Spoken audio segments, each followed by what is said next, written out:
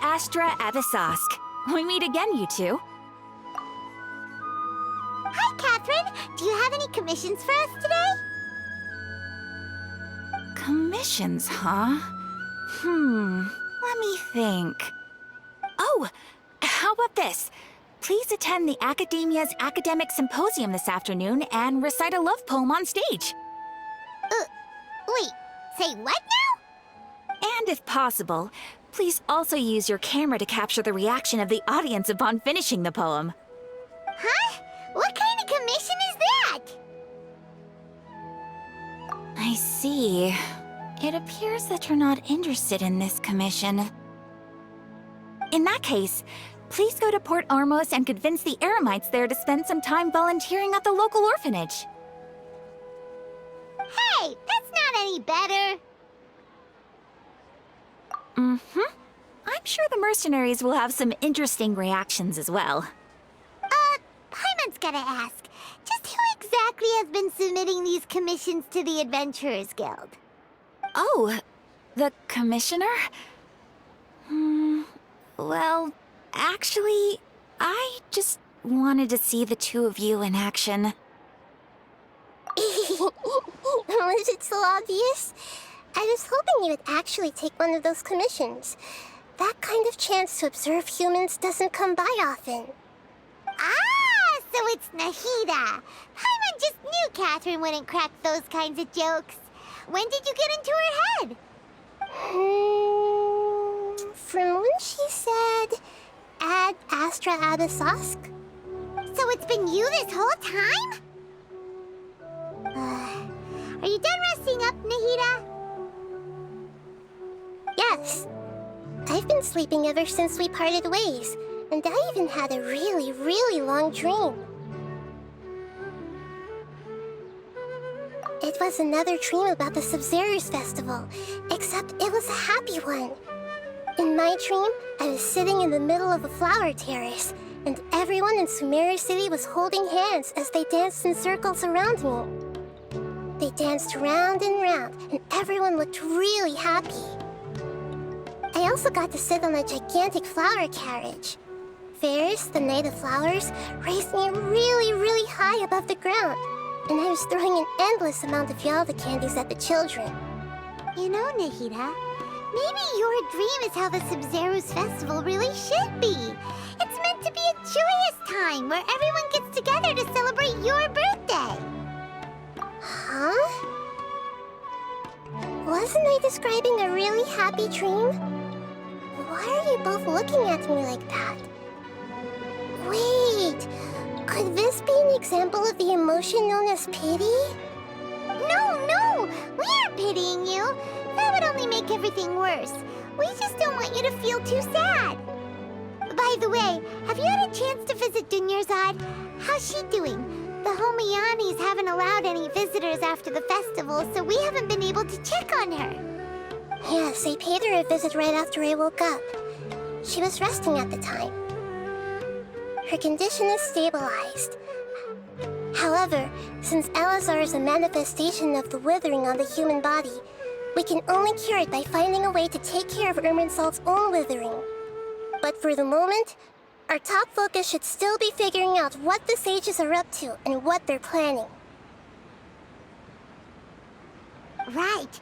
Who knows what'll happen if they manage to pull off another scheme like the Samsara of the Sub-Zero's festival? So our first priority should be investigating and putting a stop to the sages' activities. As for how we should pull that off, let's discuss it somewhere else. There are too many adventurers around here. Oh, good point. Sorry, adventurers. We're gonna be borrowing Catherine for a little while.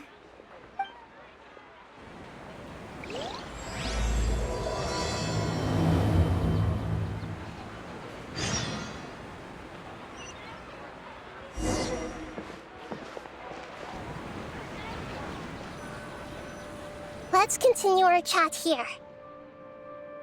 Okay, so do you have any ideas on how we can investigate the sages, Nahida? Actually, I've already done a little bit of work on that. But for now, I want to hear your thoughts.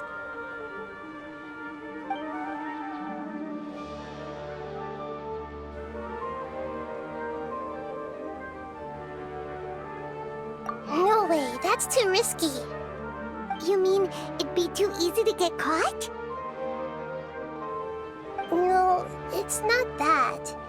We shouldn't involve innocent students in this. A single mistake could completely ruin their lives. Doing that would be ignoring the safety of my people for my own selfish goals. How is that any different from what the sages are doing?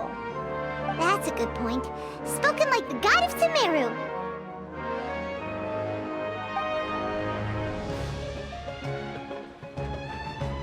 I've already tried that, but all the key members of the Akademiya, even the core 30 guards, intentionally avoid wearing their Akasha terminals.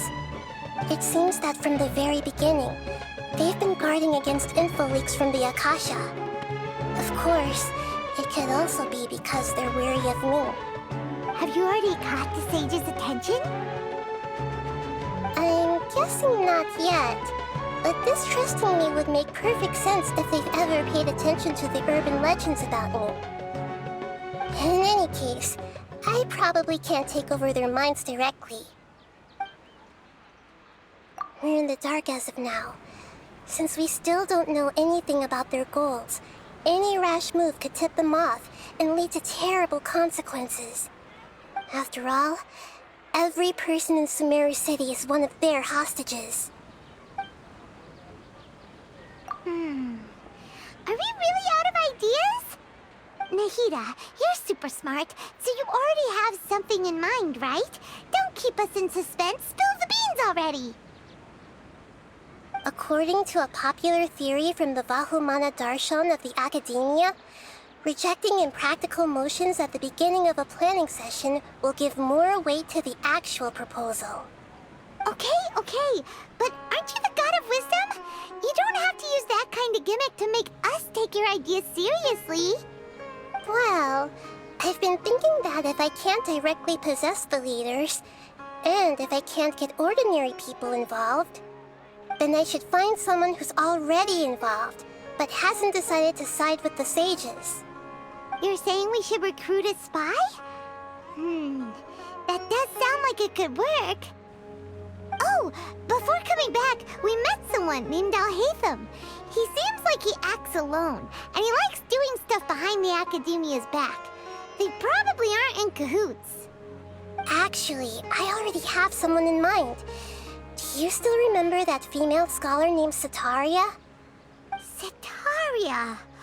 Paimon remembers now. Isn't she the one who's always trailing behind the Grand Sage of the Akademiya? We ran into her basically every time the Sub-Zero's festival repeated itself. You could even say we're old enemies by now. Paimon still remembers the smug and mean way she always spoke to Nilou. I've always liked observing all kinds of people, and Sataria has always stood out from the crowd. She was born in the desert and was hailed as their greatest genius. Her academic gifts allowed her special admission into the Akademiya, and also gave her the opportunity to serve as the sage's assistant. Oh, Paimon didn't know she was from the desert. She must be pretty special then. Paimon feels like most of the desert dwellers around the city are working as mercenaries. The name Sataria means star. When she lived in the desert, she shone like the brightest star in the night sky. Later on, she was chosen by the sun. The star was given a place in the daytime sky to complement the sun's dazzling light. Soon after, the star witnessed the sun scorching the earth, which brought forth many disasters. The star began to waver. Instead of staying beside such a sun, wouldn't it be better to return and light up part of the night sky? But in the end, she couldn't give up the radiance of daytime. To cope with her shame, the star buried her guilt and closed her eyes. From the sound of it, Sataria's just hung up on the research opportunities here. But she doesn't really support the Akademiya. She still feels guilty about not doing more for the desert, right? She's just running away from her problems. Indeed. When they are presented with complex moral issues, Many people will simply plug their ears and go with the flow until the problem can't be fixed anymore. She's suppressing a lot of guilt, but before she realized it, she had already become the sage's accomplice. She can't deny her part in their schemes anymore. Right. We must somehow make her face her problems again. That way, not only can we get useful intel from her, but she can also use it as an opportunity to redeem herself. From my past observations, Sataria will take a day off from the Akademiya every 10 days to do some shopping in the city. Tomorrow afternoon just happens to be a shopping day for her. That'll be our chance. To prepare, let's go check out some of her favorite spots and have a quick chat with a few of the vendors there.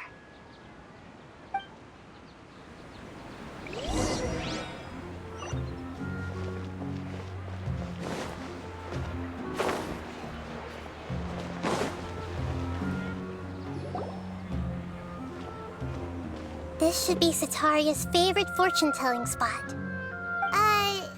So should we ask the fortune teller about Sataria? No, I already have enough information on Sataria. The most important thing now is for you to pay attention to the vendor's talking style and key characteristics. Talking style and key characteristics? My poor lost lambs, have you become troubled over your fates? The divine voice of wisdom often echoes between mine ears. If thou be blessed today by the gods, I may be able to show you the way. Huh? Really? Nahida, you've been whispering things to her? Shh. My friend here has some doubts regarding his future. Can we get a fortune reading for him? Of course, of course. In that case...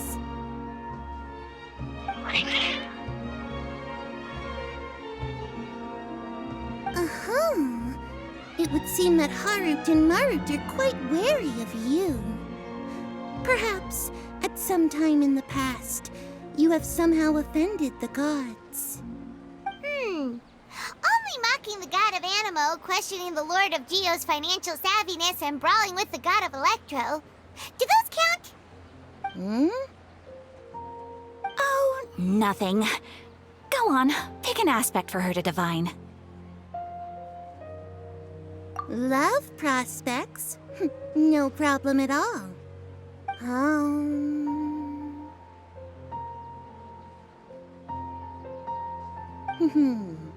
The gods have spoken. The truth shall be revealed. One who is fated to cross your path will appear on...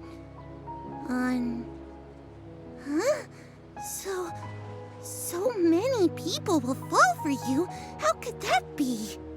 Harut, Marut, did you two spoil my divination?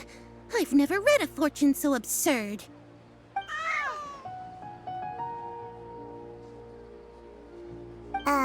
Actually, Paimon thinks this is probably the most accurate fortune-telling you've ever done. I admit that the orientation of today's celestial matrix is, suboptimal. As such, there will be no charge. Is that so? Well, that can't be helped. If you were to bring some food offerings for Harut and Marut on your next visit, perhaps they could help you reverse the wheels of fate.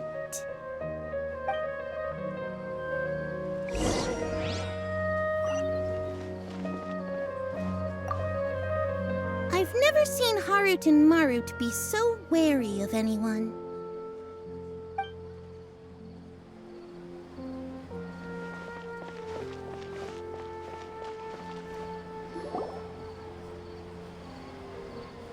Is this another one of Sataria's favorite stalls? Yep. It belongs to a king. His father helped Sataria a lot when she first moved to Sumeru City, so she still comes by whenever she has time. When I start talking with him, listen carefully to the details of our conversation. Ah, dear customers. Would you like to look at some pottery? We caught wind of your great craftsmanship, so we specifically came to take a look.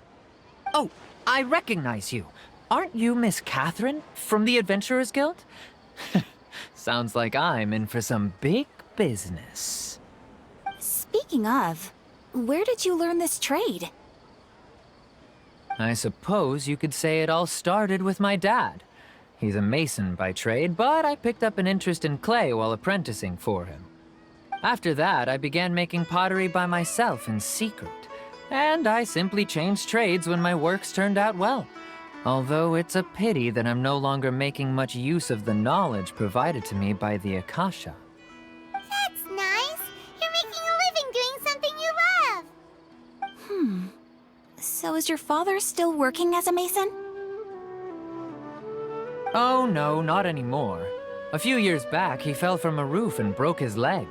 Since he had already saved enough mora over all these years, he's just enjoying the retired life in Port Ormos nowadays. I see. We wish him peace and happiness in his retirement. I'll have someone in charge of logistics at the guild come by another day for some goods. We'll leave you to it. Take care now. No problem.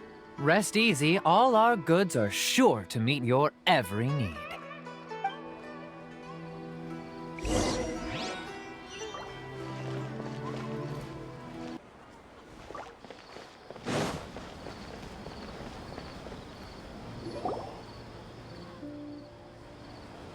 This should be our final stop. Sitaria's always thinking of this restaurant when she's working at the Akademiya, so she always comes by whenever she's out in the city. Nahida, you've really thought of everything. It's my duty to protect Sumeru's citizens, after all. Hi there. I feel like I've seen you down by the docks before. Huh? Sorry, I don't quite remember. If I recall, you were having a discussion with someone about shipbuilding at the time. Ah, that's right! I've always been really interested in feats of marine engineering. After all, I grew up in Liyue Harbor and spent my entire childhood staring at the ships going in and out of the port. I came to Sumeru to study, but failed to make it into the Akademiya due to my lack of talent. But I'm still discussing all kinds of problems with different scholars, and I'm continuing to study and perform research from the restaurant's basement. I'm sure I'll get into the Akademiya after their next round of exams. What an admirable spirit for learning. Amazing! Sure, but you'll find hardworking people wherever you go. So this restaurant has a basement as well? Huh. First I've heard of it. That's right. It's not usually open to patrons. Most of the time, employees use it for breaks or to hold private events. I see. Guess that makes sense. Well, good luck with your studies, Miss Chishan. Thank you so much. As long as I can make it into the Akademiya as an official student, I'll be happy.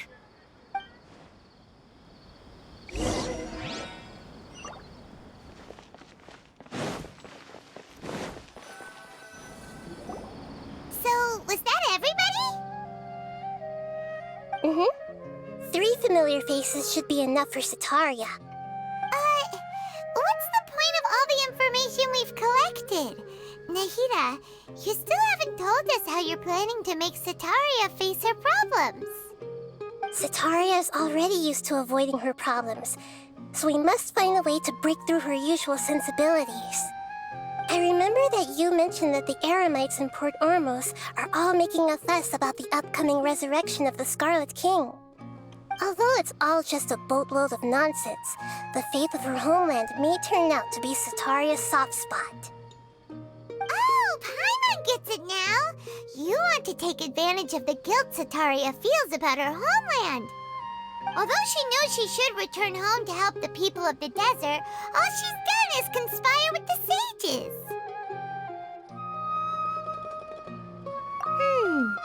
So how do we set that up?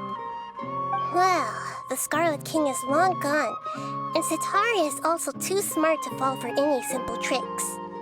If we simply engaged her under the guise of the Scarlet King's believers, she would definitely be wary of us, and we may not get anywhere. But if we were to borrow some of her close acquaintances to talk with her, her reaction would probably be very different.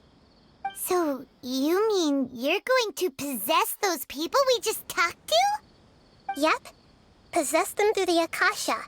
Imply that they've already converted to the faith of the Scarlet King, and then convey our made-up will of the Scarlet King.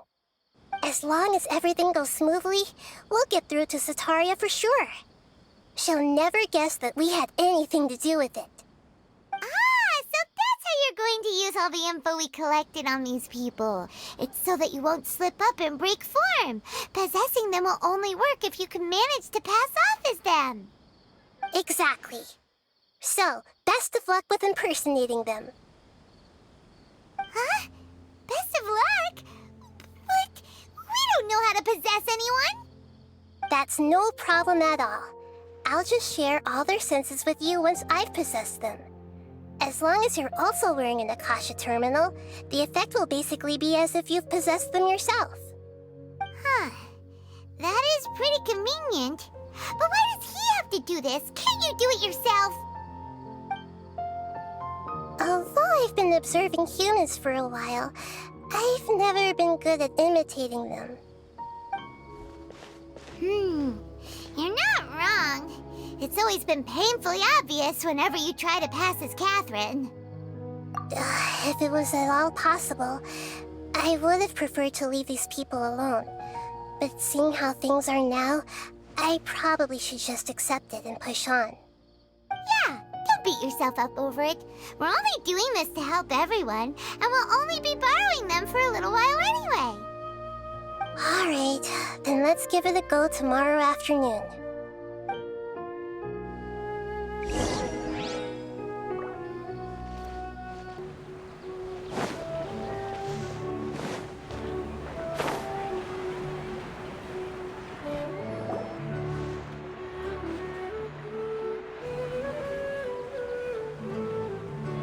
Oh, here she comes. Satari is here. Let's quietly follow her. Once she starts talking to her acquaintances, we'll find a safe spot to begin possessing them. As for how we'll sway her to our side, I'll leave that to you. I trust you'll know what to say. Paimon's starting to feel kind of nervous. Okay, let's go. Looks like they've already started talking. Let's find a hiding spot and get started.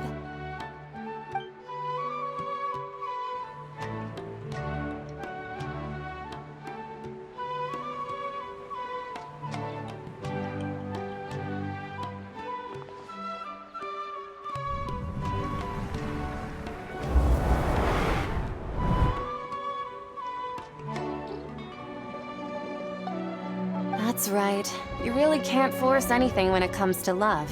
And besides, everyone around me has a very different background and outlook. Are you still listening to me, Nabiya? Oh, of course I'm listening. You were talking about troubles with your love life, right? I heard everything you said.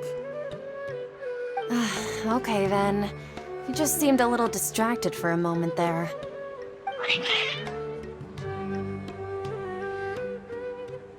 Strange. Your cats seem pretty worked up. Is something wrong? I always thought they were quiet, happy kitties. Oh, what are their names again?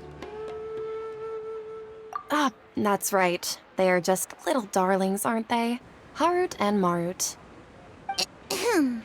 So, which fortune do you want me to read for you today? You must have come for another echo of the divine voice of wisdom. I'd like to get another reading on my love prospects, but to be perfectly honest with you, I feel like I've been a real mess recently. A mess? Well, could you do a reading on how long it'll take me to finish my current project at work? I really just want to get it over with. I hear you. No problem at all. The gods will reveal the truth.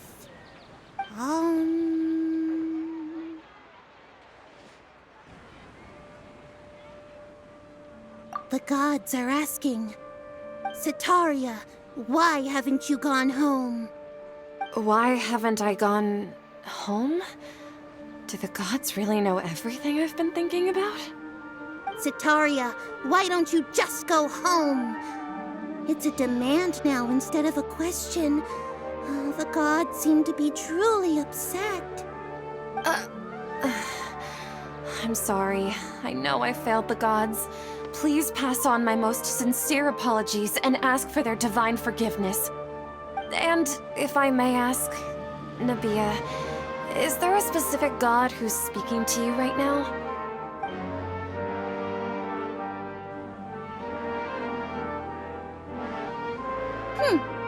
What an inconsiderate and naive question.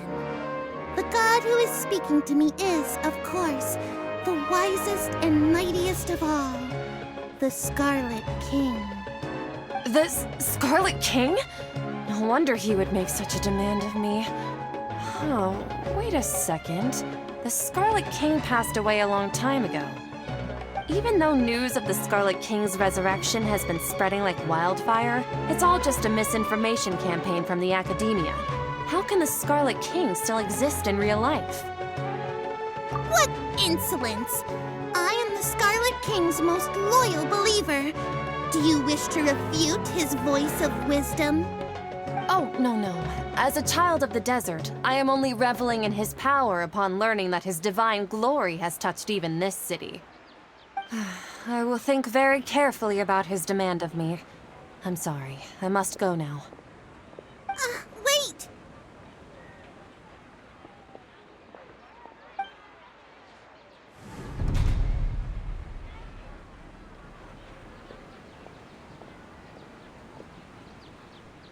Whoa! She just ran off in a hurry. She looked pretty upset, too. Well done. Setaria didn't seem to suspect anything amiss. To have something she's been trying desperately to avoid show up out of nowhere and berate her, that must have shaken her to the core. Aw, Nahida, it seems like you understand human emotions really well after all. All I know are some abstract Harabata theories. And in any case, my time with you has shown a lot of them to be utterly useless. I'm still trying to make sense of everything. Anyway, enough of that. Let's hurry and catch up to Setaria. He's at Akim's now, right on cue. Let's get ready to possess him right away!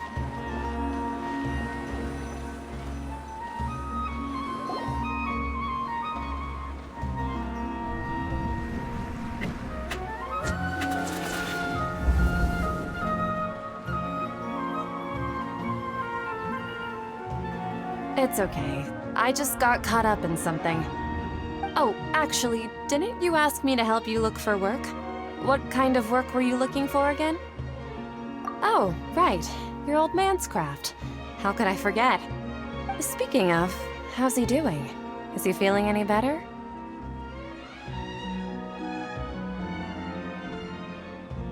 Huh? Wasn't he nursing a leg injury? If I recall correctly, his strong arms had always been his pride and joy. He sprained his arm a while back while trying to show off his strength. I thought you'd heard. Actually, while we're talking about him, is he still living in Port Ormos? Yeah, he's been retired there for a while. If you could find the time, please write him a letter.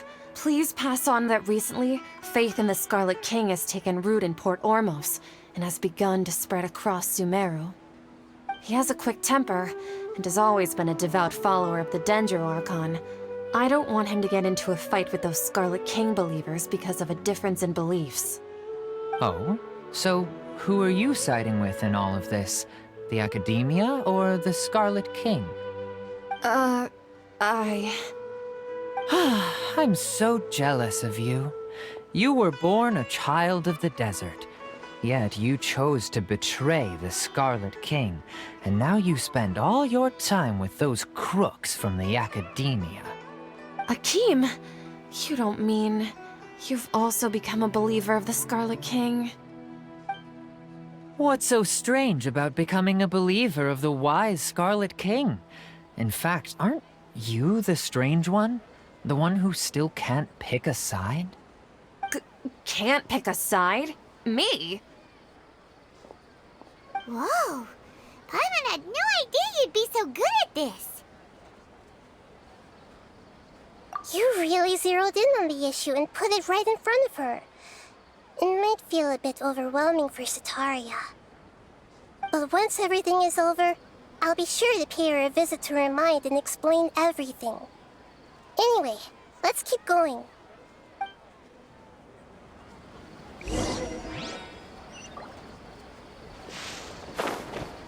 Come on! Setaria's already started talking with Shishan.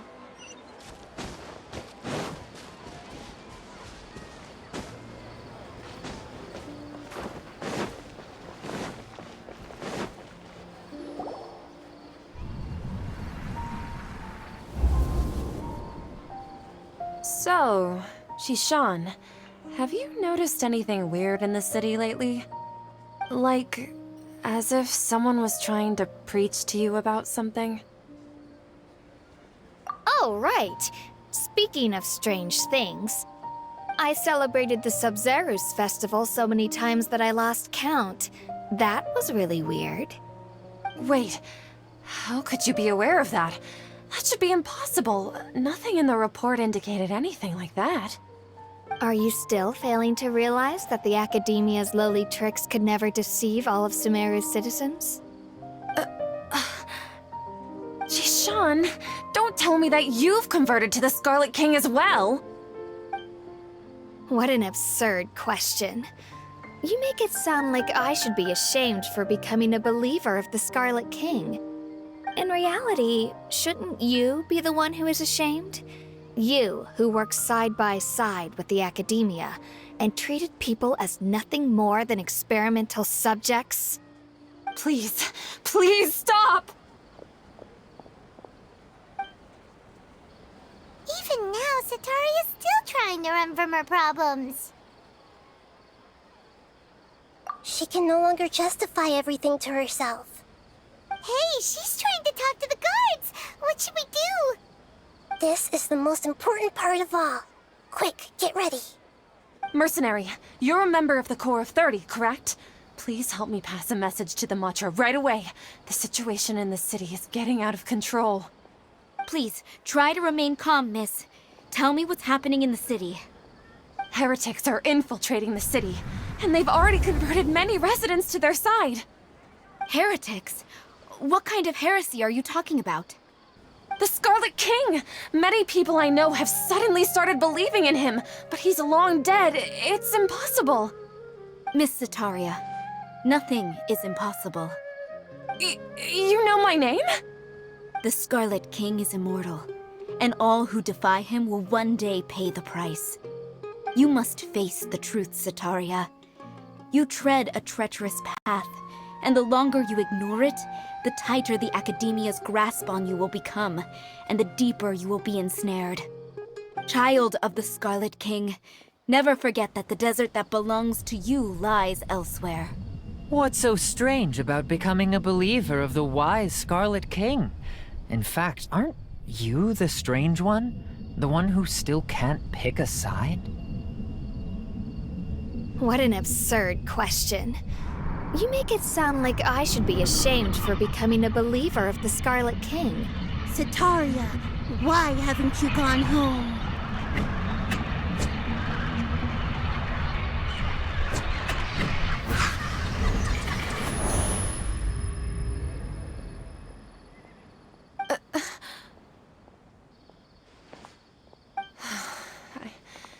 It seems that no matter where I run, I only keep finding more believers of the Scarlet King. I have to say, this is a familiar feeling. I've also been running from my guilt this whole time. Guilt over my part in the Sage's plans, and from ignoring the letters from the children of my homeland. But no matter how much I may try to ignore or get rid of it, my guilt always comes back. You won't necessarily lose your research opportunities by facing the truth. Besides, did you really want to conduct your research while carrying such heavy feelings of guilt? How do you know me so well? Are you truly just a believer of the Scarlet King? Or are you the god himself? That's not important. The important thing is to pass judgment on the Akademiya and its sages, and to correct their mistakes. If you could provide some assistance in this matter, perhaps it could serve as a form of atonement. I've actually never believed in the gods, but I've always believed in serendipity. Your appearance must be a fated opportunity for me to get out of this wretched situation. Please tell me, what can I do for you? How much do you know about the sage's current activities? I was just one of the designers for the massed dream harvest scheme, which is what happened around the Sumeru's festival. But I know very little about the full scope of the overall project. I'd assume that only staff with the highest clearance would have access to those confidential documents. I've just been working to meet the Grand Sage's specified requirements. However, there's something that's been really bothering me. I heard that a scholar who was previously expelled has returned to the city, and even the sages are still quite wary of him. To fight against the Akademiya, we will need to figure out the nature and the purpose of their work. Is there a way for us to get access to the confidential documents you mentioned? It should be possible if we're willing to take some risks. After all, I'm an assistant to the Grand Sage, and I've been working on many tasks outside of the project. One thing, though, I won't be able to transfer the documents to you through the Akasha once I get my hands on them. The sages have always closely monitored all activities within the Akasha. Let me see... let's use the most primitive method. Send someone to pick up the documents tomorrow evening at the Akademiya entrance. The Akademiya entrance. Wouldn't that be too conspicuous? Don't worry about that. I assure you, this won't be a trap. I'm only suggesting this location because it'll draw more scrutiny for me to leave the Akademiya again. It'll be safest for me to distract the guards long enough to hand you the documents. All right, I trust you. So, if I were to successfully complete this task, would it mean I've atoned for my wrongdoings? That'll depend on the judgment of the Dendro Archon. The Dendro Archon. That's right. Her people are the ones we have endangered. As the God of Wisdom, she's also the one responsible for judging and guiding the scholars. Maybe it's time for me to find a god to believe in. Just as Nahida predicted, we've managed to bring Sataria to our side! The Traveler's execution was ingenious. He's the one who deserves all the praise. Well, now that we've made plans to meet again tomorrow evening, all we can do is pray for Sataria's mission to go off without a hitch. Pray? But if we're going to pray to the gods, aren't we just praying to you? God of Wisdom and Guardian of the Scholars? No. The truth is the true Guardian of Scholars. I've always believed that. Anyway, let's meet again tomorrow evening at the Adventurers Guild.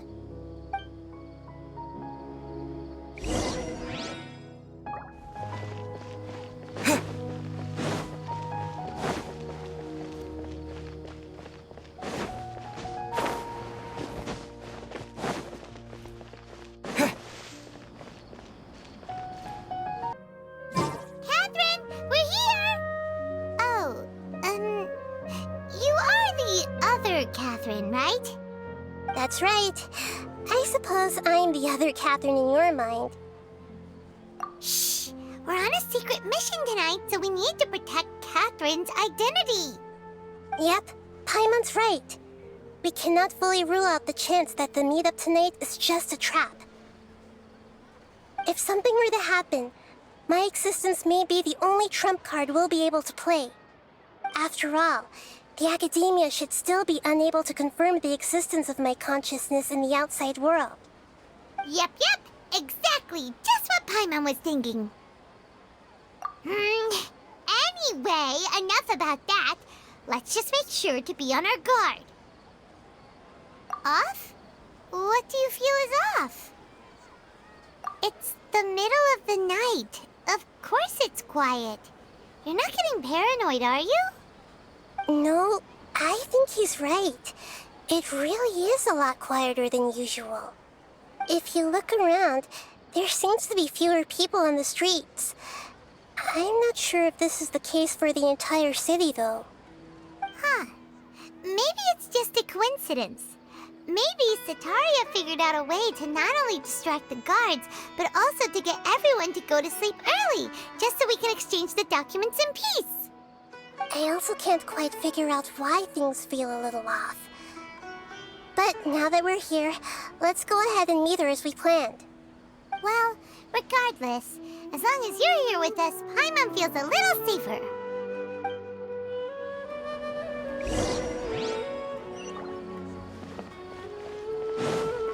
Huh. There really aren't many people out right now. Let's hope it'll be this quiet in front of the Akademiya, and that Setaria managed to distract all the guards.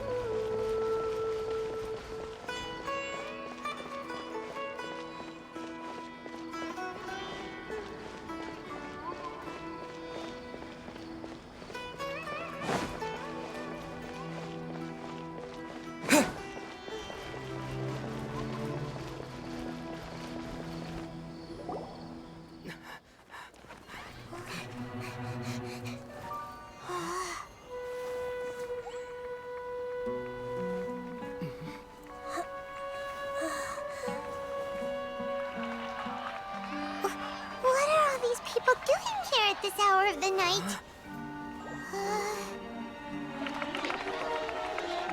Ah, the triumphant hero returns at last. And to a rather spectacular welcome, even if I do say so myself. You're the Outcast, expelled from the Akademiya. Indeed I am. Although these days they tend to call me the Doctor.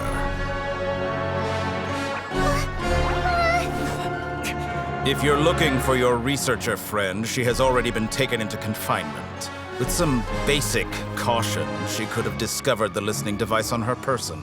Clearly, she lacks the degree of rigor expected of a true scholar.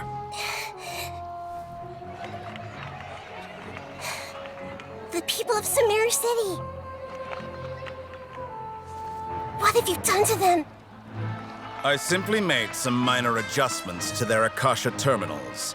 Now they can deposit information directly into the subconscious. As you can see, all these lovely people now believe this traveler is a hero who has just saved the world. My experiment is a success. And now it seems they can no longer hold back their sheer adoration. Oh no! What should we do? These are all just regular people! Leave now. You need to get out of here. What? That guy's a Fatui Harbinger! We can't just leave you here! Nor can I abandon the people of Sumeru.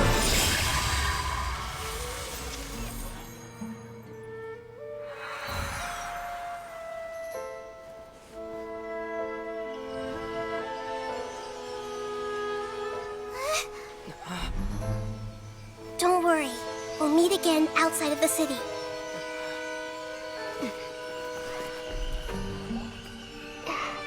I see. You appear to have overridden their mental faculties with your own consciousness. To possess such a powerful mind, you must be the god of wisdom.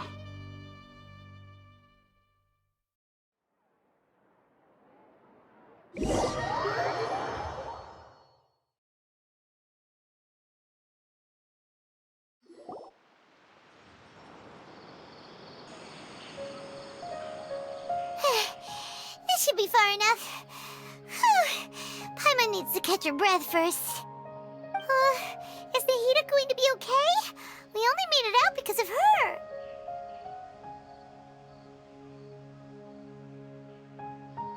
Paimon wasn't counting on running into a new Harbinger here, let alone such a high-ranking one. That guy was number 2. So scary. He called himself the Doctor. Remember, Tainari told us about him. Sataria did say that someone who once got expelled from the Akademiya came back recently. And that even the sages are wary of him. Yep, sounds like she must have been talking about the doctor.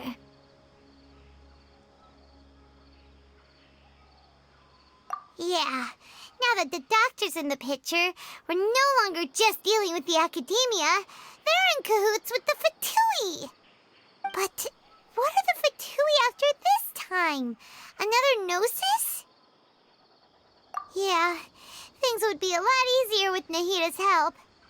Nahida said we'll meet again outside of the city. But we can't just keep waiting around, right? You mean... Oh, right! Wasn't he invited by the sages to work on some project when we were staying with him in the Vidya forest? That has to be the same project! Even though he turned it down at the time, he might still know something. There's no time to lose. Let's go to Gandharvaville.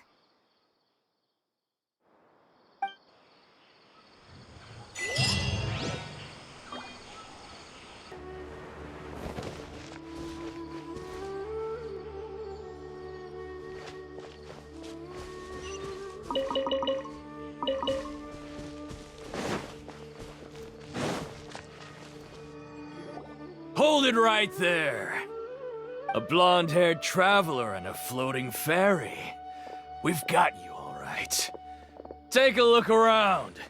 You've fallen right into our trap. Are you mercenaries from the Corps of 30? Did you come here to arrest us? Corps of 30? We're nothing like those government lapdogs who don't even get scraps for their work.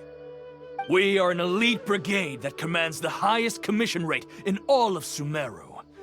We're here on the orders of a client known only as the Outcast. The Outcast? An outcast from the Akademiya? But why wouldn't the doctor just send the Fatui after us? Still wasting time on idle chit-chat. We'll shut you up soon enough. Get them! You're up, traveler! Following orders. Germinate!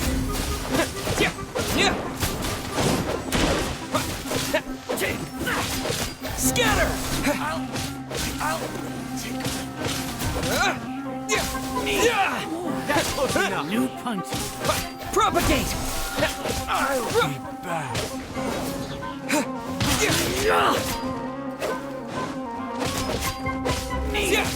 Scatter!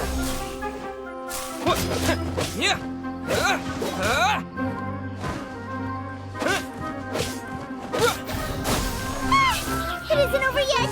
Here comes reinforcements!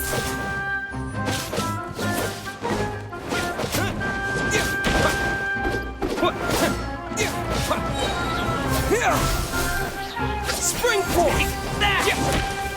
No more tricks up your sleeve!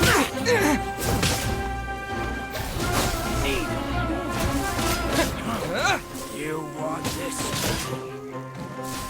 I'll take my leave. That was pretty rough. Is that what elite mercenaries are like? Yeah, looks like we'll have to keep our guards up. But this doctor guy seems like a pretty tough opponent. He knew exactly where to set up an ambush. Did he predict that we would try to find Tainari? Going up against smart people is tough. Anyway, let's keep going.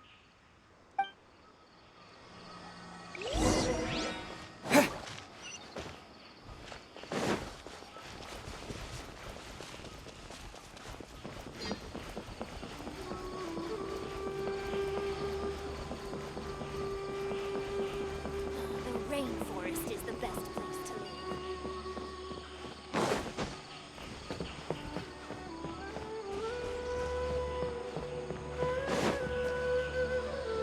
Oh, it's the Traveler and Paimon. What are you two doing back here? Kale! It's nice to see you again. Are you doing all right? To be honest, I'm not doing too well. My Elazar has been progressing at a faster rate lately. I'm finding it harder to complete more intricate tasks. As a result, Master Tighnari is taking me off the patrol schedule. He will only allow me to stay here and coordinate other people's tasks. Oh, Kale! Speaking of Tighnari, did he go off on patrol? We're here to talk to him! Oh, Master Tighnari?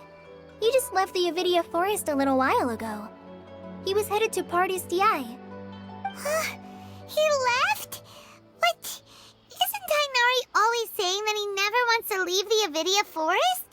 He even turned down the Sage's invitation. I thought it was weird too. Master Tighnari always prioritizes his work as a Forest Watcher above everything. He almost never leaves his post. He left in a hurry this time, though.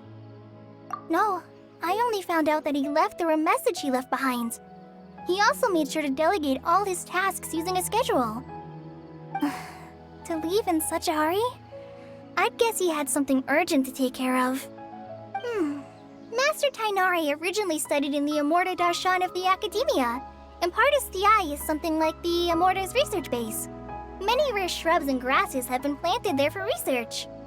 I know that before he became a Forest Watcher, Master Tighnari once spent a long time conducting research at Partis DI.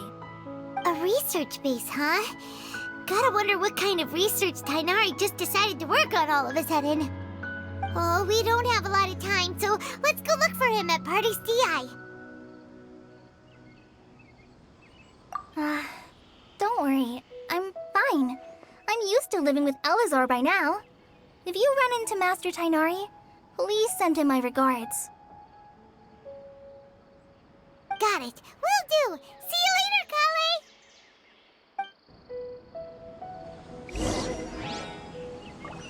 I had already made up my mind, to be honest with you, so I didn't try to hide my current condition. Don't worry about me. I'll be fine.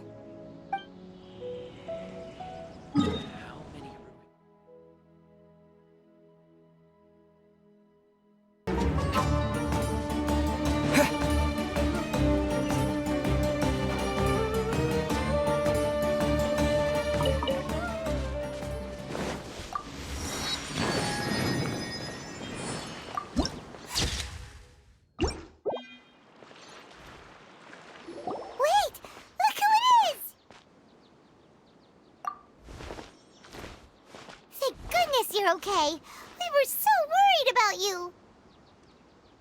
Hey, this was supposed to be a touching reunion, but you're ruining the moment.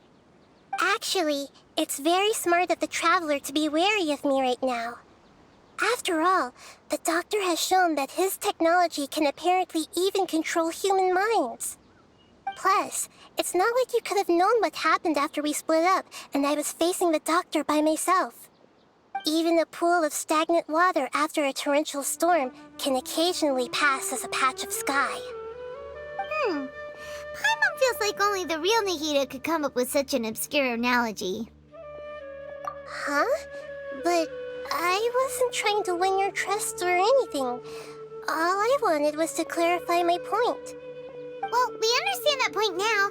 Please, Nahida, tell us more about what happened. Are those poor people all right? When you left, I was still in the middle of restoring everyone's minds. Thankfully, when the Doctor mentioned depositing information into the subconscious, he didn't mean engraving information into their minds. Instead, he did something closer to creating hallucinations. That was still within my power to fix. Luckily, I managed to finish my restorations and mind jump away from him just as he was about to capture me. Whew. What a relief. The Doctor sure pulled out some hidden cards, but good thing we had Nahida with us. I wouldn't be relieved just yet. I gave away my true identity when I restored everyone's minds, which means we've lost another one of our trump cards. Also, the Doctor is already an expert at modifying Akasha terminals. Maybe it's only a matter of time until he captures my consciousness inside the Akasha. Would that mean you'd no longer be able to jump between minds? Then How do we stop him? He's still at the Akademiya, so it's possible he already started messing with the Akasha. Ugh, it feels like he's toying with us. What a nasty piece of work. Plus, the Doctor's combat ability alone is apparently enough to make him worthy of being number 2 of the Fatui. We shouldn't give up hope just yet. Let's try to find another way to attack this problem. Actually, Nahida, how did you know we were trying to get to Party's DI? Have you been waiting for us? Yes, I have. I can see the Traveler's elemental energy, so I deduced your destination by looking at the direction you were moving in. You didn't come here for sightseeing, right? Did you find any leads? We're looking for a scholar we know. His name is Tainari, and the sages once tried to reach out to him. Why don't you come inside with us and see what we can find? Okay, let's just hope we won't get him into trouble.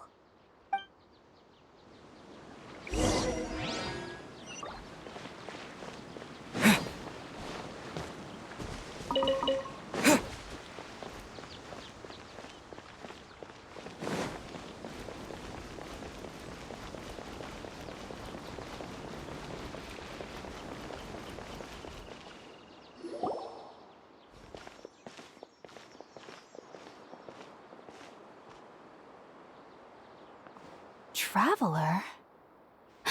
It is you! Ah! The voice! It's Hypatia! Ah, what a pleasant surprise! It's so nice to see the two of you again. Who's this? She's a scholar we met in the Avidia Forest. When we last saw each other, she was still training in the... what's it called? Satyavada life? Oh, I see. That's right, we're old friends. You've come at just the right time. Ever since I've come here, hardly anyone has even talked to me. Hypatia, you're way too excited about this. Actually, for you to leave the Avidia Forest means... you're not in training anymore? Wait, no. Did you already finish your training and reach Paripurna life? What do you think? My consciousness has already managed to make contact with the divine. You did it! Congratulations! It's so exhilarating to share this sublime joy with others at long last! When my consciousness made contact with the gods. Ah, what a supreme and unparalleled experience that was! That sounds incredible!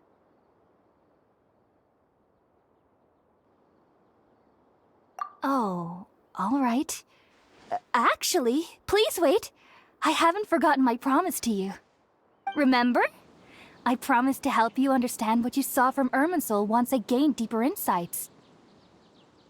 My current self has not only gained true insight, but I can even help you establish a direct connection to the consciousness of the divine. You can do that? I've never heard of anything like that, but if you want to give it a try, I'll do my best to protect your consciousness during the process. Hold on. I brought some spirit borneal with me. This is still a crucial part of the ceremony. We're using that incense again? All right now. Hold my hand. I'll help you establish a pathway to connect your consciousness. Okay. Ready?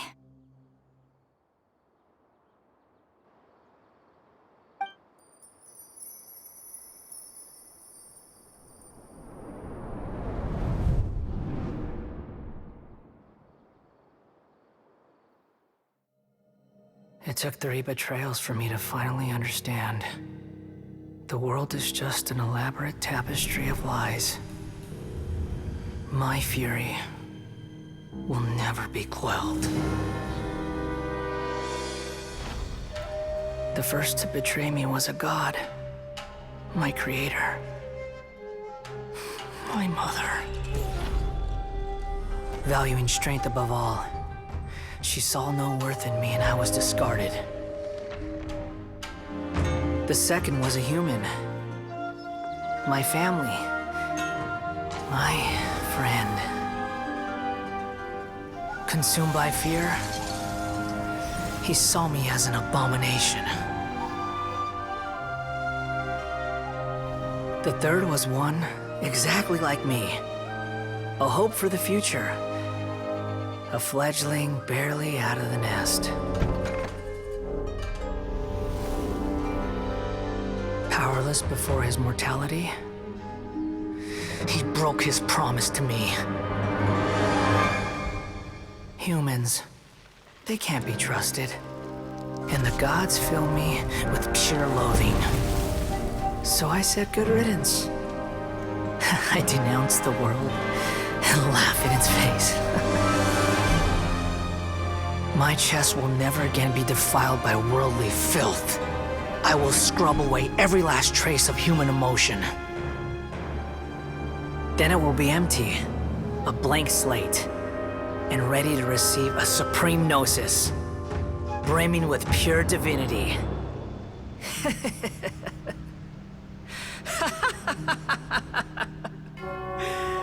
There is no need to fear. The pain will be brief. Your era is coming to an end.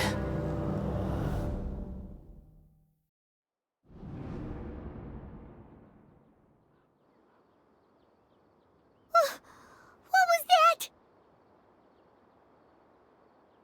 Did we actually just see the Balladier's memories? Everything matches what we know about him. But how is he connected to the divine consciousness that Hypatia was talking about? You saw it, right? You felt it, right? Such a majestic god! Such a noble will! Such sublime emotion! Alas, shame. If only that which beats within my chest wasn't a filthy mortal heart. Oh, great and merciful God! Please grant me forgiveness and salvation!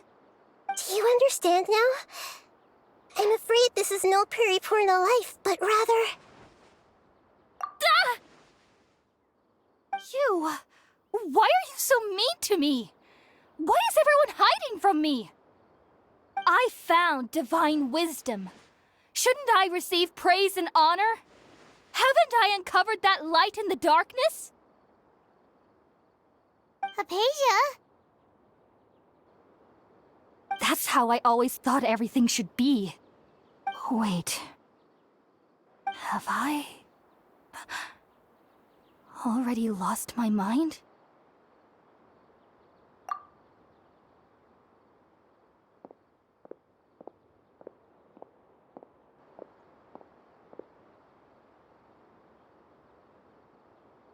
Wait, something isn't right!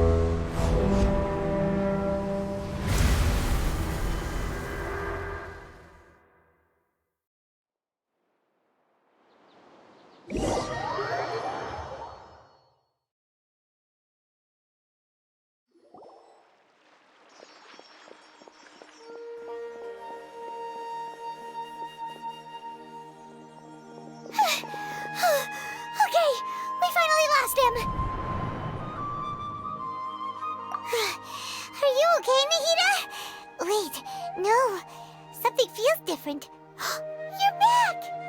Oh, the Traveler's back? Nahida was controlling your body for a while. It seemed like she jumped over to you as an emergency measure right before the Catherine puppet was destroyed. After that, Tainari heard the commotion and came over. He helped us defeat the mercenaries and then he ran with us all the way here. What? You swapped places? You mean your consciousness also went into Nahida's body? Wait, then where is Nahida's consciousness? Where is she now? I never imagined that an individual's consciousness could be transferred around like this. Had I not seen it with my own eyes, I would have never believed it.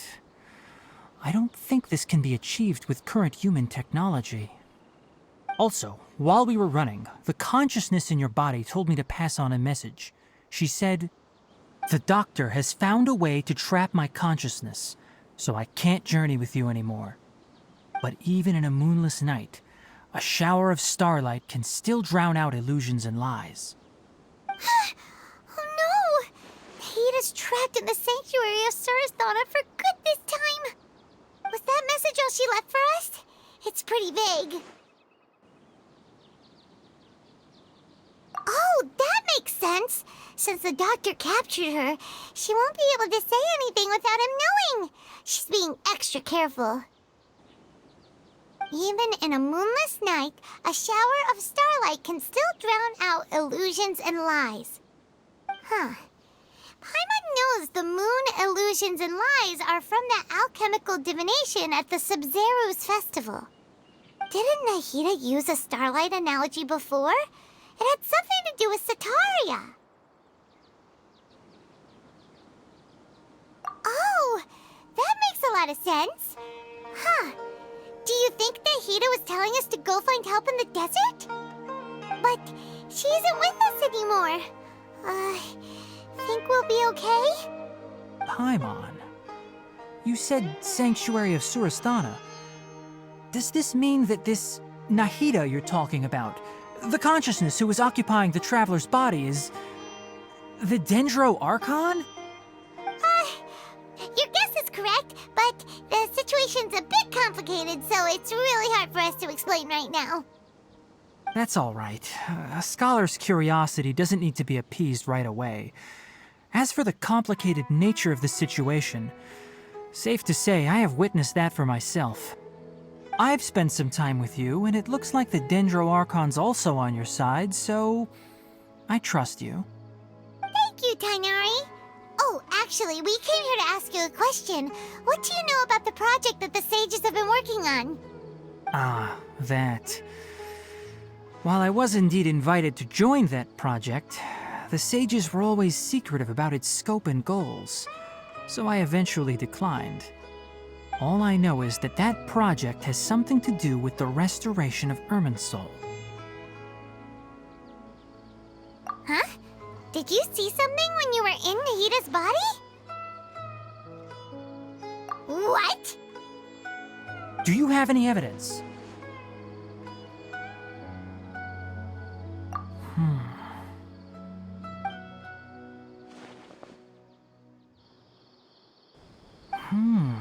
So that's what happened. That explains why Hypatia's symptoms were different from those of the other scholars who went mad.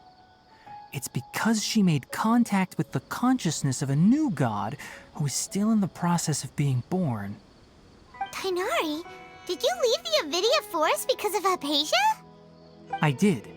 I noticed Hypatia's mental anomalies, but since her symptoms were rather atypical, I secretly took her to Pardes Dii and began searching for a way to return her to her normal self.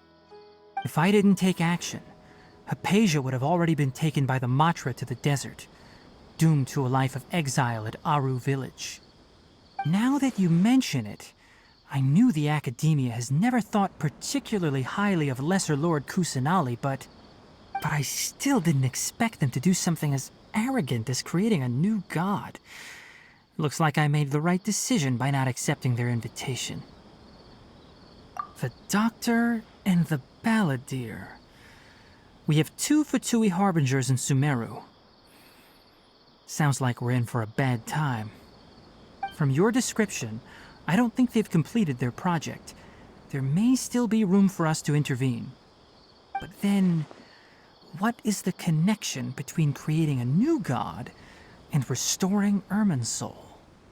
Yeah, it feels like we're still nowhere close to figuring out the sage's goals. Right. We've pretty much gone over everything we need to know, so we should head out. How about you, Tighnari? What are you going to do? I'll stay here for now. I still want to try a few more things to help Hypatia. If you're planning to go into the desert, start by heading for Caravan Rabat. That'll be your fastest route. Come find me here if there's anything else I can do to help. May the spirit of wisdom go with you. Thanks, Tighnari. Hopefully Hypatia will feel better soon. We're off then.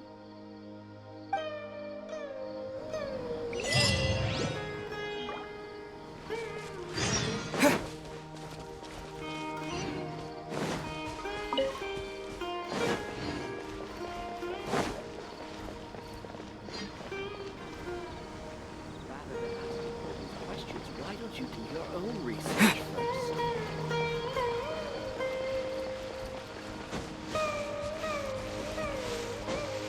The results not match my original projections.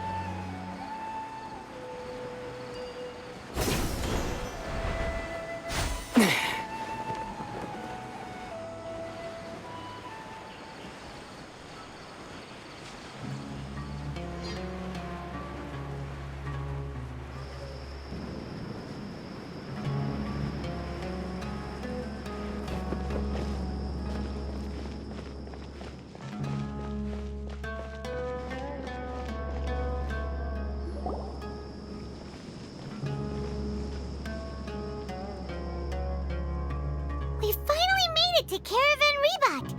It's pretty lively here.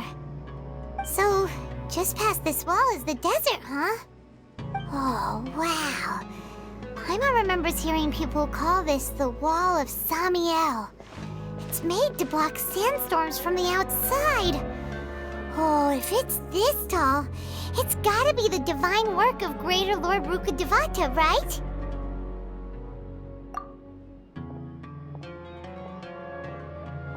Enough gawking. Come on, follow me. Huh? Over here.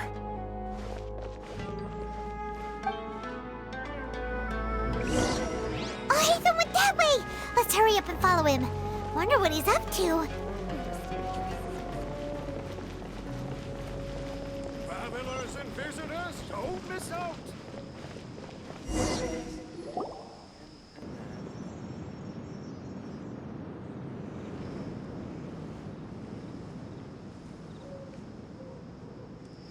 What the... Where did he go? How did we lose him? They were just here a second ago. More Eremite mercenaries? Who are they working for this time? Anyway, Traveler, it seems like we were being followed again. You were too careless.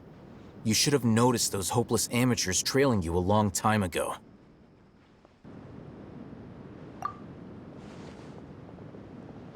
There's no need to thank me. I've never cared to keep track of personal favors. All I did was correct a mistake I happened to come across. It's a habit I developed at the Akademiya. You really gave Paimon a scare, Al-Haytham. We never thought we'd run into you here. Last time we met at Port Ormos, didn't you say you were going back to the Akademiya? Wait, don't tell Paimon that you're here to take us back on their orders! Oh, so you've already landed yourselves on the Akademiya's hit list. I can't say that I didn't expect it. However, had I wished to turn you over to the Akademiya, don't you think you'd already be the Eremites' honored guests by now? Oh, right. You do have a point. I have no interest in running errands for that project. As a scholar, I've always belonged to the camp that promotes researcher autonomy. And these days, you're more fascinating than anything the sages can offer. Not quite. To tell you the truth, I'm still investigating the Divine Knowledge Capsule. Unfortunately, I've run into some difficulties. Everyone says the capsule originated in the desert and was eventually moved to Port Ormos. If I am to get to the bottom of this, I must understand how the capsule first came to be. Which brings me back to you and why you're so interesting. The leader of Ain al-Ahmar used the Divine Knowledge Capsule right in front of you, and upon seeing him, your expression became perplexed, and you were lost in thought for quite some time. To have that kind of reaction, I think you must have realized something. Are you interested at all in sharing what you've been hiding from me?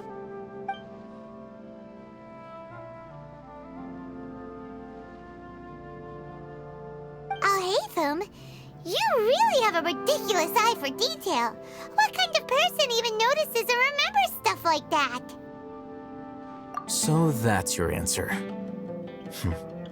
Well, I do work for the Akademiya after all. So considering that, it is indeed wise to keep your cards close to your chest. But that does prove you do have some undisclosed information about the Divine Knowledge Capsule. Am I right? No matter. Rather than simply learning the answers from you, I'd still prefer to investigate on my own. Speaking of, you two are also headed to the desert? That's right! We have the same plan as you! But we don't really have any concrete goals at the moment. Then I'd suggest starting with Aru Village. It's the largest settlement in the desert, so it'll probably have more resources and intel than anywhere else. Well, would you like to head there together? It's always better to travel with someone you know. Let's go!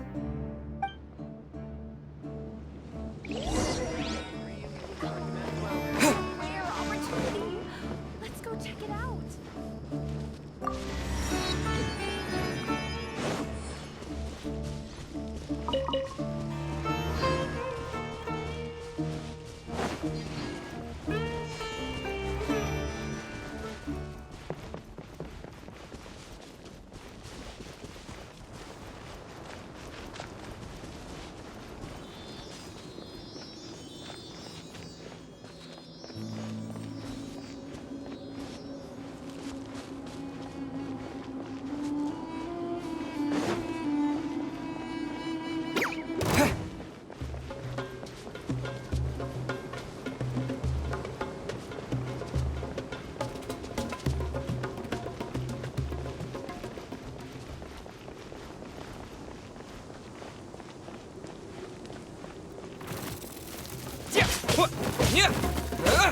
Propagate!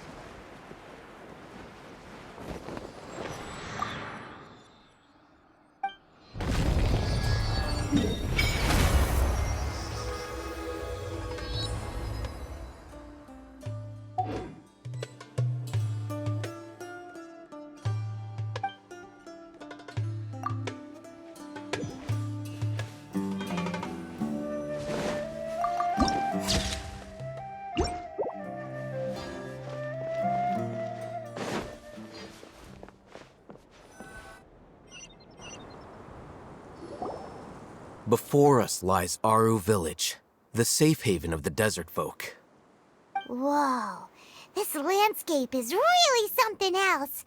What a cool place! Let's go check it out!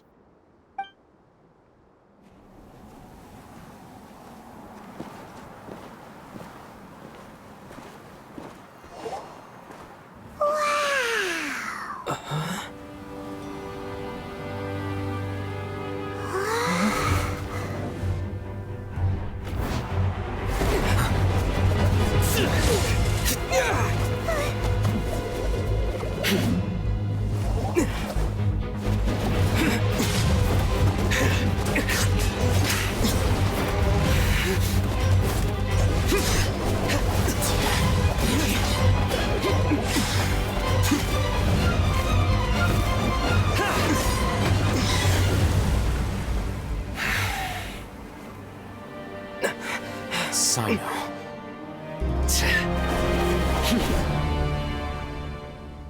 Unless my memory fails me, we have barely spoken 2 words to each other before now at the Akademiya. Would you care to enlighten me as to when and how I invited the General Mahamatra's wrath? Al-Haytham, do not think you can escape my judgment just because you managed to escape my attack. Judgment? So that's how you'd characterize your actions here, is it? Or would elimination perhaps be a more accurate description? Had I used my full strength, not even this traveler would have been able to stop me. Though styled like an assassination, I sought only to ensure that my target would be unable to flee or resist. Standard practice for the Matra, as well you know. Seemed to me more like your own personal touch. Who is that, Al-Haytham? Did you call him General Mahamatra? Yes. General Mahamatra Sino, head of all the Matra at the Akademiya. He's a formidable hunter, and the ultimate nightmare for any who have committed academic crimes.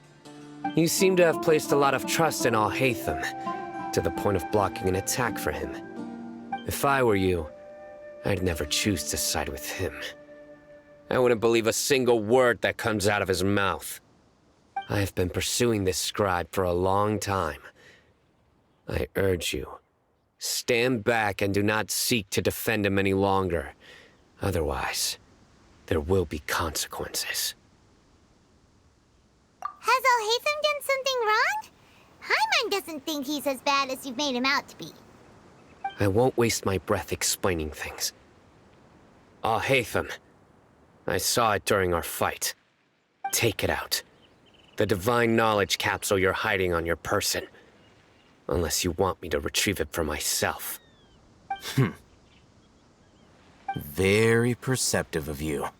Nothing escapes a Matra's senses. Wait, the divine knowledge capsule? Didn't it fall into the Matra's hands in Port Ormos? No wonder you speak with such confidence, Sino. But I must admit, I'm very curious. What does this capsule mean to you? And why, as General Mahamatra of the Akademiya, are you all alone in the desert? As far as I'm aware, the other Matra have been speculating about your disappearance. Have you been given a mission that's, let's say, morally dubious? If I was the real target of your mission, what was stopping you from simply using your authority and resources to judge me within the walls of the Akademiya? I should have known you'd be difficult to deal with. You two? Ugh! What you would do, Traveler? Paimon feels like we can't trust either of them! Ahem. Well, look at you two, acting all tough and self-righteous over there. Wait, Dia?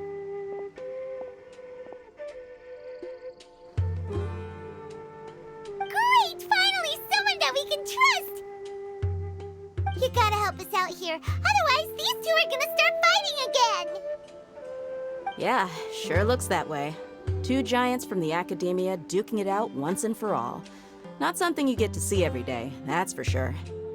Listen, I know you academic types love to fill up your big brains with self-righteous morality and lord your empty rules and virtues over each other. But how dare you bring your petty disputes into the safe haven of Aru Village? It seems like someone's gonna have to beat some sense into your thick skulls until you finally learn to respect these grounds.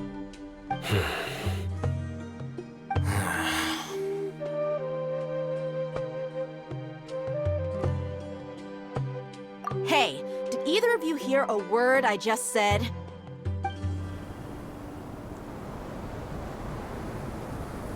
Whoa, what's going on? The wind's so strong. Is this a sandstorm? Paimon's gonna get blown away! Another sandstorm? What's up with these recently? Hey! All of you, over here, quickly! We have to take cover! Someone's calling for us! Oh, this wind is too strong! Let's get over there! That sounded like Candace. Come on, you two. Jeez, are all of you Akademiya folks such hard work? Move it! All right, stop yelling.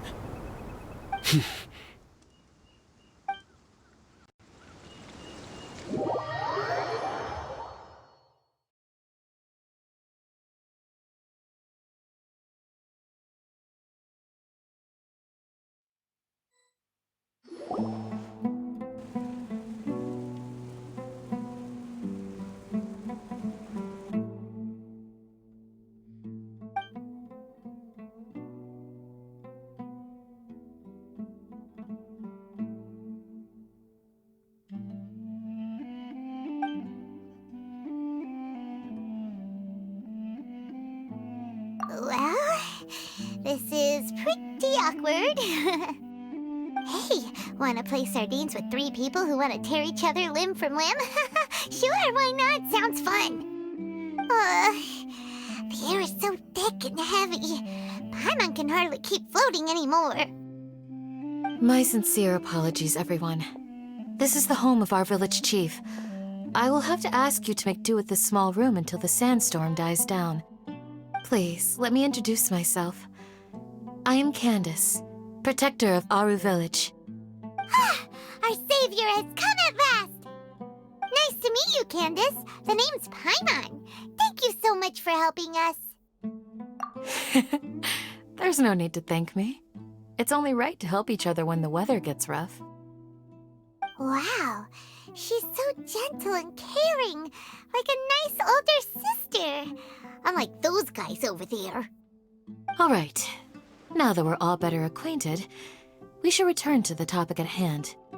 As a guardian charged with the responsibility to protect my fellow villagers from harm, I was observing your conflict from afar, even before the sandstorm started. And now that you have set foot within our village itself, it is all the more my responsibility to make absolutely sure that you pose no threat whatsoever to us. So please, have an honest and sincere conversation with one another, and put your hostile feelings to rest. If anyone dares to start anything again while they are under this roof, I will not hesitate to send them out for some quality time with the creatures of the sandstorm. Oh, on second thought, Paimon may have misjudged Candace's character. And that goes for you too, Miss Dia. Do I make myself clear? All right, we got it, Candace. That's what I like to hear. So, which of you will begin? I was supposed to be a mediator, but I might have gotten a little too involved just now. Anyway, one of those two should probably start talking. Wait, that was you trying to be a mediator? I have nothing to hide, so there's no shame in explaining myself. While Al-Haytham wasn't wrong about the other Matra not knowing my whereabouts, it's not because I've been assigned a morally dubious mission. Rather, I've chosen to exile myself. Huh? Exile yourself? A little while ago, I discovered that there was data missing in the Akademiya's project planning and development files. What little they did report clearly did not match the project's actual progress. As General Mahamatra, I had the responsibility and authority to request an audit. However, to my surprise, the person responsible for the erroneous data was none other than Grand Sage Azar himself. I tried to investigate the issue myself before submitting a formal audit request, but I soon found that all leads and potential pieces of incriminating evidence were carefully concealed from me. I began to realize that they were cautious of me from the very beginning. Unsurprisingly, the Grand Sage rejected my audit request as soon as the submission reached his desk. He even said to me, "The power of the General Mahamatra is granted by the sages. You have no right to judge us." So they really are up to no good. I realized then that to the Grand Sage, the Matra are nothing more than tools for the sages to assert and maintain their control over knowledge. The vows that we took, the principles that we strive to uphold, they are meaningless to the Akademiya of today. I believed it would be wise to flee the Akademiya before the sages had a chance to take action against me. This way, they can no longer see nor predict my actions. I will never give up on this investigation. There's no need for someone else to give me power or authority. Once I find the truth, I will administer judgment by my own name. Sino seems to have the same goal as us. We're all investigating the sages. Plus, now that he's no longer the General Mahamatra, he somehow feels a lot less scary. Well, Sino, if that's your story, then why did you see Alhaitham as a target? When I was investigating the matter in the Akademiya, I overheard a conversation between Alhaitham and a sage. The sages asked you to investigate a blonde-haired traveler. Do you dispute this, Alhaitham? What? Like many parts of the project, this assignment was undocumented. Now throw in your suspicious behavior with the Divine Knowledge Capsule, and I think we deserve an explanation. Yes. I was indeed tasked with investigating the Traveler. Alhaitham! After all, the promised reward was so great that hardly any scholar could have refused. The sage told me, once you've completed this assignment, I can give you a glimpse of divine knowledge. A most enticing offer. Unfortunately, those academics don't know me at all. Their words contained one key piece of information, namely that divine knowledge indeed exists. That gave me all I needed to know. From my perspective, the sages are far from trustworthy. Think about it. Isn't it a little strange they're so willing to share divine knowledge with anyone, even as a reward? So, I began my own investigation following the lead of the Divine Knowledge Capsule. In the end, I realized my wisdom in committing to this rather than collaborating with the sages. Had I been less guarded, I probably would have ended up like that Ain al-Ahmar mercenary, incapable of remaining sane for long enough to hold a conversation. You mean that the sages originally planned to dispose of you, using one of those capsules that drive people insane? I'd already given up on the assignment by then. I only told the Akademiya I was waiting in Port Ormos for you to appear so they wouldn't suspect anything. So it came as quite a surprise when I encountered my erstwhile target while investigating the Divine Knowledge Capsule. Criminals do love to talk about coincidences. Even though I ran into the Traveler by chance, I had no intention of providing assistance to the Akademiya. Also, you should remember, you were the ones who decided to follow me and strike up a conversation after I left that tavern. That's true. Alhaitham helped us out at Caravan Rebat as well. Maybe he's telling the truth. I'm willing to apologize, if that's worth anything to you. I took the Divine Knowledge Capsule behind your back because I judged its existence to be a significant risk. I felt that it would be best for no one to interact with it before it had been properly studied. After all, curiosity often proves to be the most dangerous thing in this land. You should be well aware, Scribe Alhaitham, that curiosity can also lead you to danger and suspicion. Answer me this. Did the sages share any information about their project with you? Have I not made myself clear? You and I are both distrusted by the Akademiya. Do you really think they would tell me anything? Fine. Although you haven't completely proven your innocence, I won't regard you as an enemy, for now. As you wish. Mm-hmm. Good. I'm glad to see you two clearing up your misunderstandings. And now you, Dia. I believe it's your turn. Oh, sorry. Whatever the boys were talking about must have been so boring that I spaced out. My situation is pretty straightforward. My employer, Dunyarzad of the Homayani family, is friends with the Traveler and is currently recovering from her illness at home. I had nothing going on, so I decided to return to Aru Village for a visit. I was actually looking forward to a pretty exciting time getting back together with everyone here. But then I saw these two random guys in the middle of a pointless argument. It ticked me off, and things went downhill from there. Is that all? Well, I will admit that definitely sounds like your style. In that case, welcome back, Dia.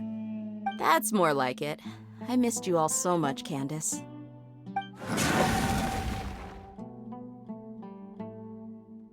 Whoa! What was that sound? No need to worry. Now that you're no longer at each other's throats, please make yourselves at home. I'll take a quick trip outside to clear out some of those creatures in the sandstorm. Creatures? In the sandstorm? Are you sure you don't want some backup? Fighting in a sandstorm is not for the faint-hearted. Anyone without extensive training in these conditions is at a disadvantage. You needn't worry. Yeah, just leave him to Candace. Don't worry, she's as tough as they come.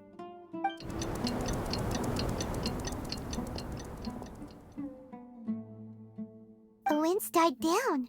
That means the sandstorm's over, right? Candace still isn't back yet, though. Is she alright? Maybe we should go out and check on her. When you put it that way, even I'm starting to feel a little worried.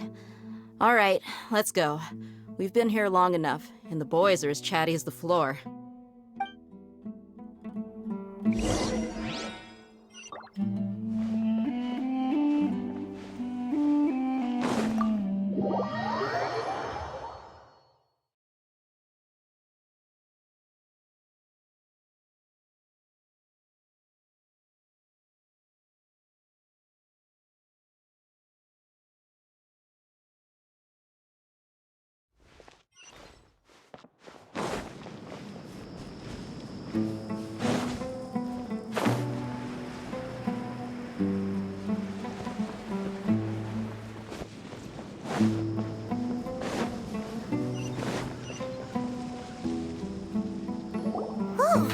Candace, you're still fighting? You've been out here dealing with these creatures the entire time?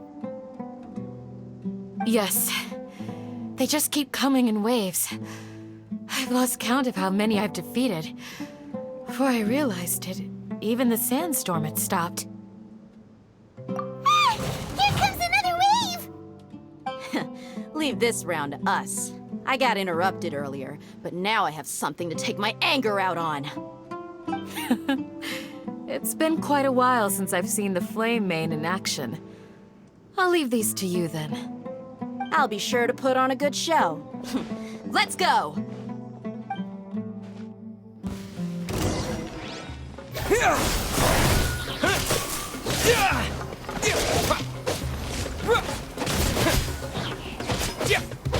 Scatter!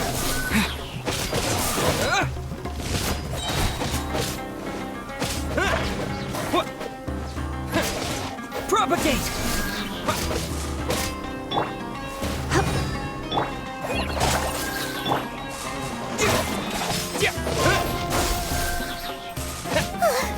Here comes another wave! When are they ever gonna let up?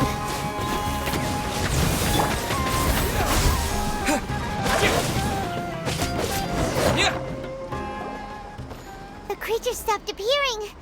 Was that the last of them? What we fought just now was probably the aftermath of the sandstorm. So we should be safe for the time being. Well fought, everyone. No injuries, I hope. Huh? Who are you? Ah, My apologies. I haven't had a chance to greet you yet. I had my hands full taking care of the village's elderly and children. I am the chief of Aru Village. Everyone usually calls me Uncle Anpu. Sir, I am also originally from the desert, but I have not been back for some time now. May I ask if such sandstorms are common? I can't say they've always been common, but recently the storms have become increasingly severe and frequent. Besides sandstorms, we also occasionally get earthquakes. According to an investigator who stayed in the village a while ago, these unusual natural phenomena are related to the withering of Irminsul. Another effect of Irminsul's withering. So, Irminsul's withering causes withering zones in the forest, and sandstorms and earthquakes here in the desert? Everything in the natural world is inextricably connected to Irminsul. These regional symptoms can indeed be a reflection of Irminsul's present state. Everyone in Aru Village needs to take good care of themselves. Speaking of which, why haven't I seen a single village keeper since I got here?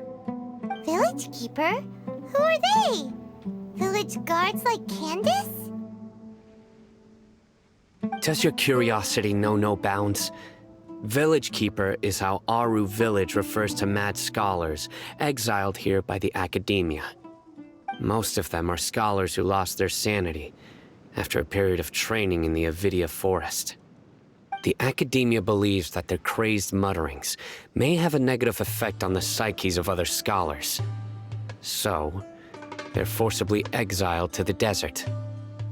Though if you ask me, it's all a boatload of nonsense. Alas, that's exactly what we've been trying to investigate. One by one, the village keepers have been mysteriously disappearing without a trace. But no one in the village has ever seen them leave.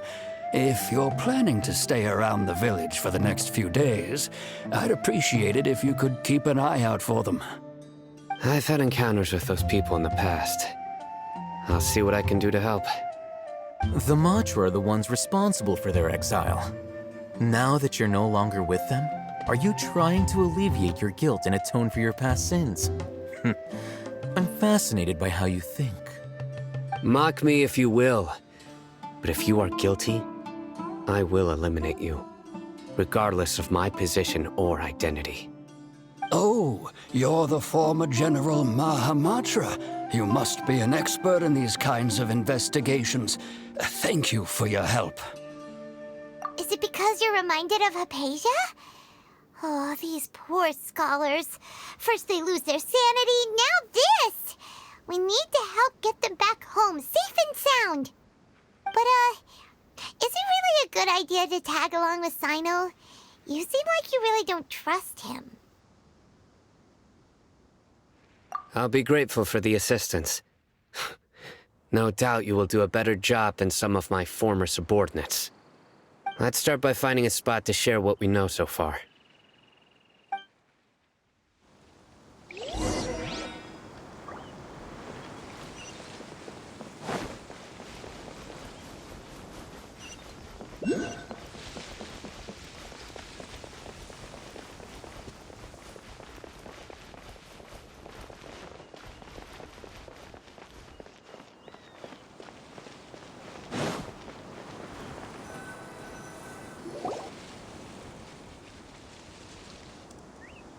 Although I've sent myself into exile, I'm still doing essentially the same things as before.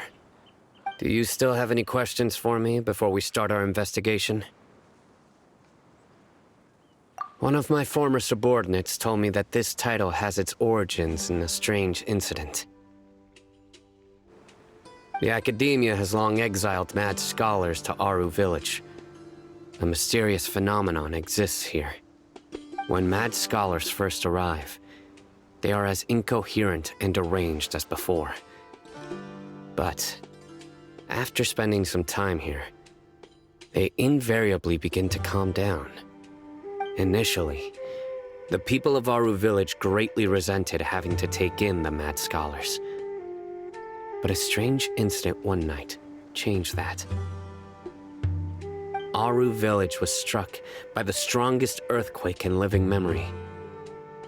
Seeing buildings on the verge of collapse all around him, the then chief of the village was preparing to take everyone to safety. Suddenly, he noticed a mad scholar crouching in a corner, caressing the ground with his hands. A soft, green light radiated from him, like a divine glow against the backdrop of night. Despite the powerful tremors that ripped through the ground that night, all the houses remained upright, almost as if they had grown roots reaching deep into the ground. In the end, not a single building collapsed, and no one was hurt. After that, the people of Aru village treated the mad scholars with greater kindness, and began to refer to them as the village keepers. A soft green light? A mad scholar protecting Aru village? What do you make of it, Traveler? Paimon thinks so too. Actually, Sino, do you know if any of the mad scholars continued to wear their Akasha terminals at Aru village? In theory, they would continue wearing them so the Akademiya could still monitor their activities. With that said, the main Akasha system would no longer have any interaction with them. Oh, no wonder! Everything makes sense then! Add in the fact that they calmed down, it was probably Nahida who calmed them. If you are able to draw a conclusion from this one story alone, then it appears you possess much more information than I do. So, what do you make of the story? Really? Lesser Lord Kusanali. What? You don't believe us? Lesser Lord Kusanali was definitely using the Akasha to give her power to the mad scholars! No, it's not so much that I don't believe you. I'm just struck by your reasoning. Lesser Lord Kusanali, the current Dendro Archon. Is she really active in Sumeru? The Akademiya has always placed far greater importance on the late Greater Lord Rukkhadevata. They've more or less ignored Lesser Lord Kusanali, and I've never had any reason to doubt their views. In addition, I've never heard any stories about Lesser Lord Kusanali and her deeds. To me, she might as well have been a god that never existed. No way! Nahida definitely exists! She's a... How should Paimon put it? She's a good Archon who's kind and wise, even if she says weird stuff sometimes. I've spent many years interrogating criminals, so I can easily tell when someone is lying. Good! Then you should know that we're telling the truth! That look in your eyes. I've never seen that from a liar. You two really must have met Lesser Lord Kusanali. How can this be? To think, our Archon has been amongst us this entire time. Alright, now it's our turn to put our skills to good use for this investigation. But easier said than done, especially since we don't have any leads. Maybe we can start by knocking on some doors. Excuse me, are you here to help me find my grandpa? Huh? Who are you? By the sounds of it, a resident of this village. My name is Isak. You'll help me find my grandpa, right? Is your grandpa a mad scholar? Hey, don't say that. Grandpa is just Grandpa. Why do you have to call him that? It's not like he's a bad person or anything. The person you're referring to is not a local, yet you are. Why do you call him Grandpa? Grandpa is just Grandpa. He's my family. I heard everything you said to the village chief. Please, you gotta take me with you. I want to find my grandpa. I swear I'll help. I won't be a nuisance. Ah, so you're the one who was eavesdropping on us around the village chief's house. I was planning to go out and take care of whoever it was, but I had a vague feeling that they didn't harbor any ill intent. Whoa. Haytham wasn't kidding about Matra having sharp senses. Sino, he's just a kid. All he wants is to find his grandpa. Let's find a way to help him. Sorry. I was only listening in because I wanted to know where Grandpa went. Honest. If you don't believe me, you can ask Miss Candace. All right. But first, let's confirm the facts with Candace.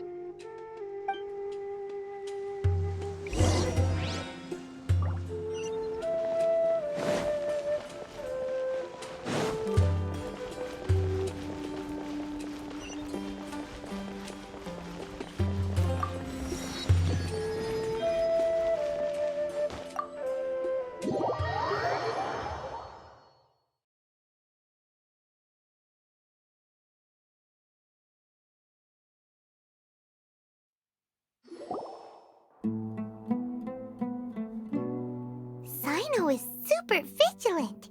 Is this what all the Matra are like? Ah, you're back already. We just wanted to confirm something with you. Do you know a boy by the name of Isak? I had a feeling he'd go looking for you. Huh? You knew this would happen? Yes. Although he tried his best to stay hidden, I still noticed him eavesdropping outside the window. He really wants to get his grandfather back. Isak's parents were both Eremite mercenaries who rarely returned to the village after finding employment in the city. He was raised by his grandfather. Unfortunately, it was only a few years before his grandpa passed away. Isak was still very young at the time, so various families in the village took turns caring for him so he could survive. Later, an elderly mad scholar arrived at the village. Isak thought the scholar bore a striking resemblance to his grandfather, and thus often spied on the man. However, the scholar was unkempt in appearance and incoherent in speech. Although Isak referred to the man as his grandpa, he was afraid and didn't dare to approach him. One summer night, the oft mumbling and bumbling grandpa suddenly calmed down and seemed to become more lucid. He even noticed Isak hiding in the distance. So Grandpa walked up to Isak and patted him on the head. He even took Isak to the entrance of the village, where he patiently taught the boy the names of the stars and accompanied Isak until he fell asleep. The next morning, Isak woke up and wanted to go find his grandpa again, only to realize his grandpa no longer recognized him. However, even so, Grandpa retained his calm expression. It's said that those who saw the scholar claimed he no longer appeared to be crazy, but appeared to be living in his own world, almost as if he were sleepwalking. Isak was thrilled that his grandpa was able to find peace, and would follow him all the time, asking him things like, "Grandpa, want me to take you somewhere fun?" Or, "Grandpa, could you tell me stories about the stars again?" All this somehow just makes Paimon feel really sad. It seems like they both deserve so much better. Perhaps. Nearly everyone who lives in the desert has some form of hardship or regret. But even so, we must still continue on with our lives. It's also my reason for fighting. I must continue to protect this land.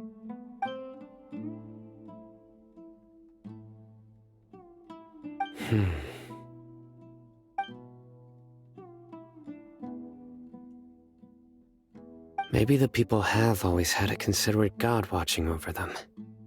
Huh? What did you say, Sino? No, nothing. As long as Isak keeps his word and doesn't get in our way, we can take him along. Perhaps you are more compassionate than I gave you credit for. Please accept my thanks on Isak's behalf, Sino.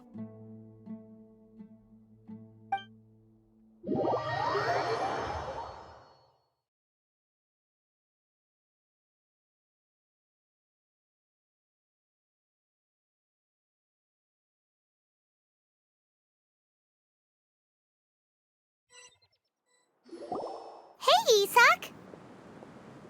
Oh, it's you guys! We've cleared everything up. Let's go find your grandpa. Really? Wow! Thank you so much! Yeah!